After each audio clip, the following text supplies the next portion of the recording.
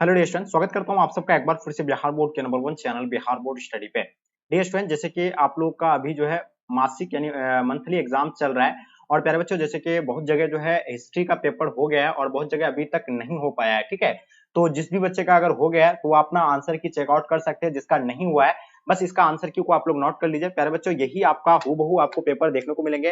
जैसे कि आप लोग बता रहे हैं कि सर आप जितने सारे पेपर हम लोग को यानी प्रोवाइड किए वो उससे एक भी प्रश्न जो है बाहर नहीं पूछा, यानी सेम टू सेम वो वही पेपर था। तो प्यारे बच्चों, ये ओरिजिनल आपको हिस्ट्री का क्वेश्चन पेपर अभी हम करवाने जा रहे हैं और इसका आंसर की को आप लोग नोट करते चलेंगे। ठीक है, इसका पहले हम लोग सब्जेक्टिव क्वेश्चन को कवर करेंगे। पहले क्या करना है हम लोग को, इसको इसका सब्जेक्टिव प्रश्न को कवर करेंगे। उसके बाद जो इसका हम लोग क्या करेंगे, ऑब्जेक्टिव प्रश्नों को देखने वाले हैं। ठीक है, तो बिल्कुल तैयार हो जाइए और एक एक प्रश्न का जो है आप लोग यानी आंसर की नोट करते चलेंगे या 2 से 3 बार अच्छे से इसको देख लेंगे। ठीक है, देखिए आप लोग से एक छोटी सी रिक्वेस्ट है कि प्लीज आप लोग के लिए इतना हम मेहनत करें तो ये आपकी रिस्पॉन्सिबिलिटी है कि आपको ज्यादा से ज्यादा अपने फ्रेंड्स के ग्रुप वगैरह जहां भी हर जगह शेयर करें और साथ में आप लोग चैनल को पहले फर्स्ट ऑफ ऑल आपको चैनल को सब्सक्राइब करना है, क्योंकि यहाँ से अगर आप 2024 की एग्जाम देने जा रहे हैं तो आप 2024 का एग्जाम देने जा रहे हैं तो आपको जो है इस चैनल के माध्यम से संपूर्ण तैयारी करवाया जाएगा। ठीक है, तो चलिए प्यारे बच्चों हम लोग शुरू करते हैं। उसका जो हम लोग अब जो है ये सारा ऑब्जेक्टिव है तो ऑब्जेक्टिव को हम लोग देखना नहीं है, तो हम लोग चलते हैं इसका सब्जेक्टिव प्रश्न की ओर। ठीक है, चलिए। तो बहुत ही इजी पूछा सब्जेक्टिव प्रश्न है, क्योंकि मैं ऑलरेडी ये सभी आपको करा रखा हूँ। ठीक है, चलिए तो बिल्कुल देखिए हम लोग इसको सॉल्व करते चलते हैं इसका सब्जेक्टिव प्रश्न को। पहला क्वेश्चन क्या दिया हुआ आपका, यानी हड़प्पा सभ्यता के किन्हीं 4 प्रमुख स्थलों का नाम बताइए। कितना इजी क्वेश्चन है। देखिए इसमें से आपको 10 प्रश्न है। ठीक है, 10 में से आप लोगों को कितना प्रश्न का आंसर देना है, 5 ही प्रश्न का आंसर देना है। ये तो बहुत लड्डू वाला प्रश्न आप दे ही सकते हैं। ठीक है, तो यहाँ आपको 5 का ही देना है। तो हड़प्पा सभ्यता जो है किन्हीं 4 स्थलों का नाम हम लोग जानते हैं। कौन कौन सा हो जाएगा आपका, मोहनजोदड़ो हो जाएगा। ठीक है, मोहन जोदड़ो हो जाएगा आपका, यानी उसके बाद आपका हो जाएगा क्या, लोथल हो जाएगा। लोथल हो जाएगा। उसके बाद आपका क्या हो जाएगा आपका, यानी कालीबंगान हो जाएगा। कालीबंगा हो जाएगा। ठीक है, उसके बाद आपका हो जाएगा और क्या, कालीबंगान के बाद आपका जो है धौलावीरा हो जाएगा। ठीक है, तो इस तरह करके आप जो है मतलब किसका यानी 4 ही आपका 4 ही का नाम लिखना है। तो 4 तो आपको बता ही दिए, इन चारों का नाम लिख सकते हैं आप। उसके बाद देखते हैं हम लोग ये जो है 2 नंबर क्वेश्चन देखेंगे, कार्बन 14 विधि क्या है। देखिए कार्बन तिथि निर्धारण करने की वैज्ञानिक विधि को ही जो है कार्बन 14 विधि कहा जाता है। ठीक है, किसी भी वस्तु में जो है जीवित वस्तु में कार्बन 12 और कार्बन 14 की मात्रा क्या होता है, पाया जाता है। ठीक है, किसी भी जीवित वस्तु में, लेकिन वो जब उसका डेथ हो जाता है तब वो जो है क्या, कार्बन 12 तो स्थिर रहता है लेकिन कार्बन 14 जो है वो 6 होने लगता है। ठीक है, अगर जितना कम उसका मात्रा कम पाया जाएगा वो उतना जो होगा क्या, यानी प्राचीनतम वस्तु माना जाता है। तो इसके बारे में तो आप लोग को जानते ही है। ठीक है, आपको कितना ही सवाल का देना जवाब, आपको मात्र जो है 5 ही सवाल का जवाब देना है। ठीक है, तो ये तो आप लोगों को पता ही होगा।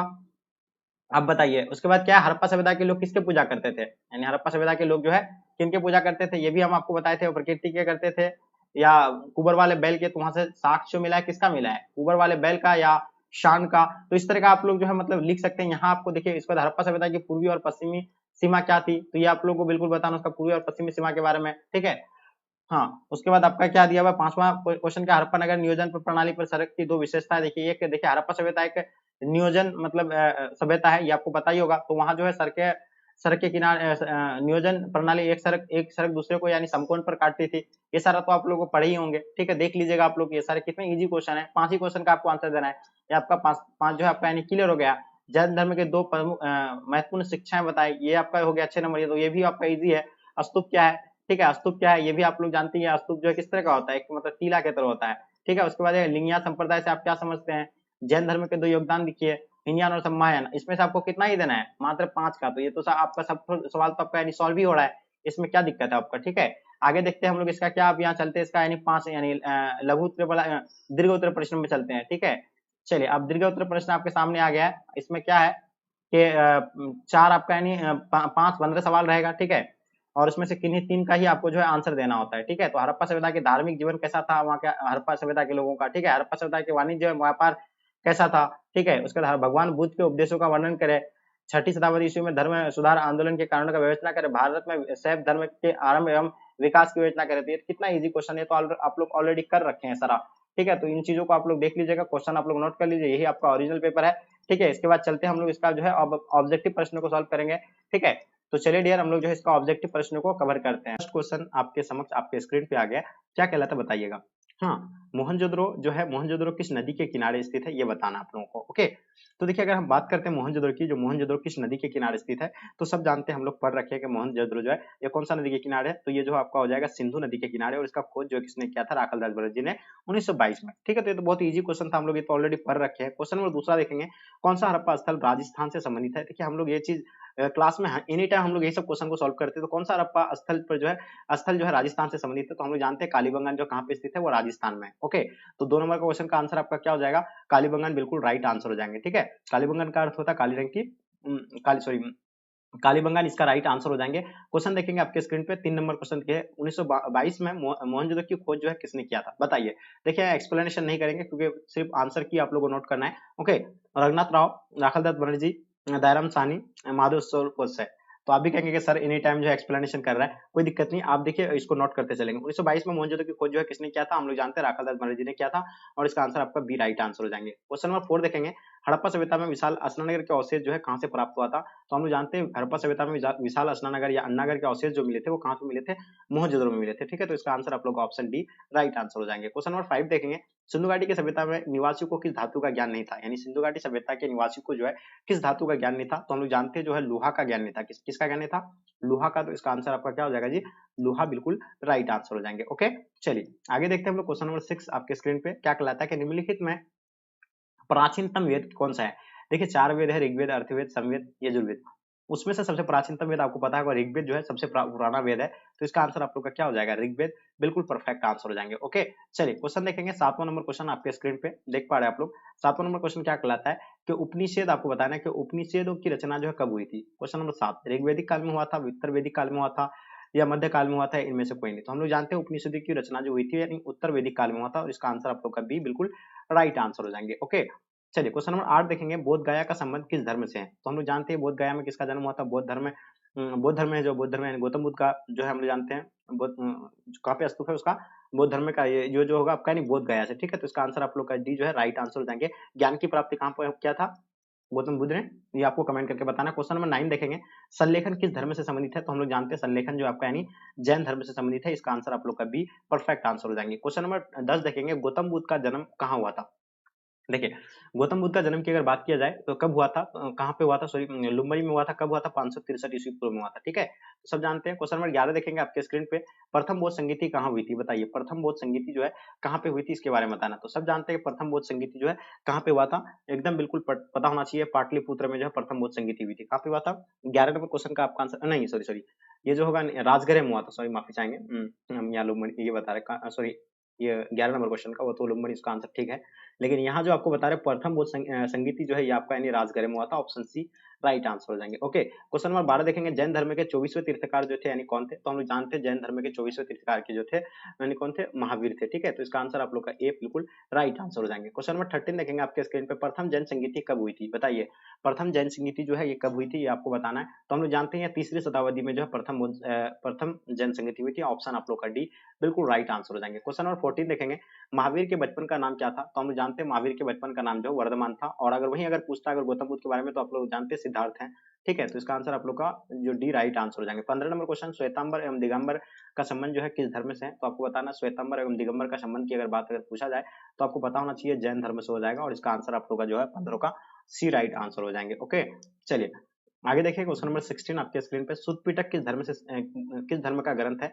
तो सुत्त पिटक के बारे में आप लोग जानते हैं, सुत्त पिटक जो है किस धर्म का ग्रंथ है, बिल्कुल परफेक्ट है, ये बौद्ध धर्म का है। ठीक है, त्रिपिटक का सुत्त पिटक या आपका यानी विनय पिटक, उसके बाद आपका या अभिधम्म पिटक। ठीक है, 3 पिटक है जिसका अर्थ है जो तीन टोकरी। त्रिपिटक का अर्थ क्या होता है, 3 टोकरी, बिल्कुल इसका आंसर आपका ए राइट आंसर हो जाएंगे। क्वेश्चन देखेंगे 17 नंबर क्वेश्चन, ऋग्वेदिक आर्यों के सबसे प्रमुख देवता कौन थे, बताइए। ऋग्वेदिक आर्यों के जो सबसे प्रमुख देवता की बात किया जाए तो वो जो थे यानी कौन, इंद्र थे। ठीक है, तो इसका आंसर आपका इंद्र जो है बिल्कुल राइट आंसर हो जाएंगे। क्वेश्चन नंबर 18, महावीर ने पहला उपदेश कहाँ दिया था।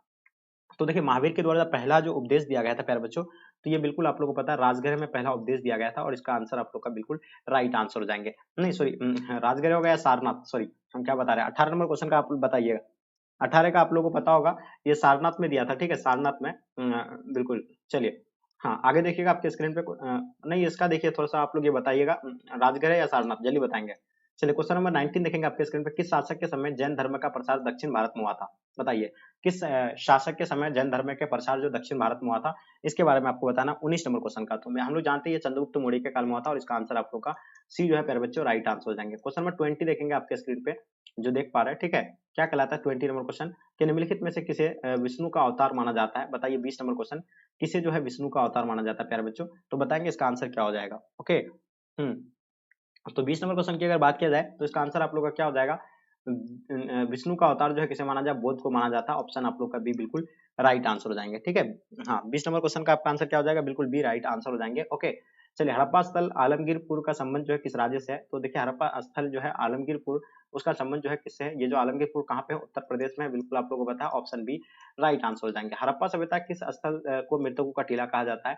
देखिए हड़प्पा सभ्यता के जो किस स्थल को मृतकों का टीला, हम जानते हैं मोहनजोदड़ो का अर्थ क्या होता है? मृतकों का टीला होता है और इसका आंसर आप लोग का मृतकों का टीला ऑप्शन डी राइट आंसर हो जाएंगे, ठीक है, जिसे सिंध का बाग भी कहा जाता है। क्वेश्चन नंबर 23 देखेंगे, हड़प्पा सभ्यता का विस्तार लगभग कितने किलोमीटर में था? तो हम लोग 12 लाख 66,000 समथिंग ऐसे कुछ था, ठीक है। तो यहाँ आपको लगभग की बात कर रहे हैं, तो लगभग जो है प्लस जा रहा है, ये 13 ही होगा आपका, यानी ऑप्शन आप लोग का डी बिल्कुल राइट आंसर हो जाएंगे। ओके, तो ऑप्शन आपका डी जो है राइट आंसर होगा। क्वेश्चन नंबर देखेंगे 24 नंबर क्वेश्चन, अलेक्जेंडर कनिंघम के द्वारा हड़प्पा का सर्वेक्षण किस वर्ष यानी किया गया था? देखिए अलेक्जेंडर के द्वारा जो है हड़प्पा का सर्वेक्षण जो किया गया था वो कब किया था, ये बताना आप लोगों को, ठीक है।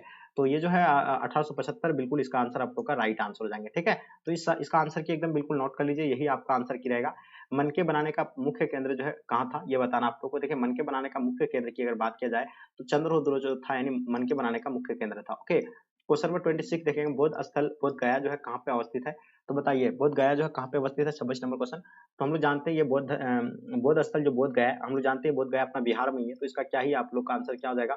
ऑप्शन आपका ए राइट आंसर हो जाएंगे। अमरावती का स्तूप किस राज्य में है? तो हम लोग जानते हैं, देखिए अगर यहाँ आपको अमरावती के बारे में पूछा गया, अमरावती का स्तूप पूछा गया है, तो सब जानते हैं अमरावती का जो है आंध्र प्रदेश में। ओके, चलिए सांची का पूछता तब आपको मध्य प्रदेश देना था। क्वेश्चन नंबर 28 देखेंगे, बौद्ध स्थल राजगीर का संबंध किस राज्य से है? तो राजगीर अपना बिहार में, जानते हैं ना, जहाँ ग्लास ब्रिज जो है, आपको पता होगा ग्लास ब्रिज जो अपना राजगीर में ही है, ठीक है। बहुत सुंदर जगह है, तो अपना बिहार में है, ठीक है। तो इसका आंसर आप लोग का ए राइट आंसर हो जाएंगे। ओके, चलिए आगे देखते हैं हम लोग। क्वेश्चन नंबर आपके स्क्रीन पे 29 नंबर क्वेश्चन क्या कहलाता है? कौन सा संप्रदाय भगवान विष्णु और उनके अवतारों की भक्ति में विशाल मतलब विश्वास करता है? बताइए 29 नंबर क्वेश्चन का आपको आंसर बताना है, इसका आंसर आप लोग का क्या हो जाएगा? तो इसका आंसर आप वैष्णव संप्रदाय, बिल्कुल प्यारे बच्चों, इसका आंसर आपका राइट आंसर हो जाएंगे। क्वेश्चन नंबर 30 देखेंगे आपके स्क्रीन पे, जादू टोना और दैनिक अनुष्ठानों का वर्णन किस वेद में है? तो बताइए 30 नंबर क्वेश्चन का आप लोगों को आंसर बताना है, इसका आंसर आप लोग का क्या हो जाएगा, ठीक है। तो देखिए हम लोग जानते हैं कि जादू टोना और दैनिक अनुष्ठानों का वर्णन किस वेद में है? ये 30 नंबर क्वेश्चन जितने सारे बच्चे आप लोग बता रहे हैं, ऑप्शन डी जो है राइट आंसर हो जाएंगे।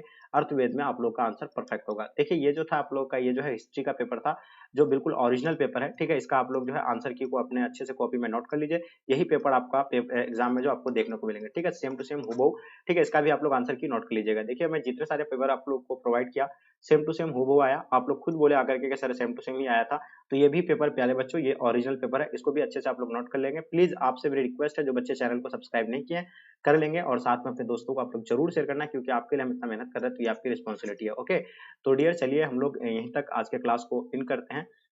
और हाँ, आप लोग जो है क्या, एक चीज़ बता दें आपको कि अगर जो 2024 में अगर आप एग्ज़ाम देने जा रहे हैं, आपकी तैयारी बिल्कुल भी अगर नहीं हो पाई है, तो बिहार बोर्ड स्टडी के माध्यम से जो है क्या है, नोट्स, ऐसा नोट्स तैयार किया गया है। अगर सिर्फ उस नोट्स के माध्यम से अगर आप पढ़ लेते हैं, तो 450 मार्क्स आप बहुत आसानी तरह से ला सकते हैं। तो देखिए अभी ये जो ऑफर में चल रहा है कि अगर आपको लेना है, तो आप लोग जो है बिहार बोर्ड स्टडी ऐप को डाउनलोड कर लीजिए और जाकर के वहाँ से आप खरीद लीजिए, ठीक है। आप अगर ज़्यादा जानकारी चाहते हैं, तो 9162 055 090 इस नंबर पे आप लोग कॉन्टैक्ट कर लीजिए, ठीक है। अगर 2024 में अच्छा नंबर लाना है आपको, 450 मार्क्स, ठीक है। तो बिल्कुल प्यारे बच्चों, इसको नोट कर लेंगे, इस नंबर पे आपको जो है कांटेक्ट कर लेना है। ओके, तो चलिए डियर, यहीं तक आज के क्लास को एंड करते हैं। जब तक के लिए जय हिंद, जय भारत।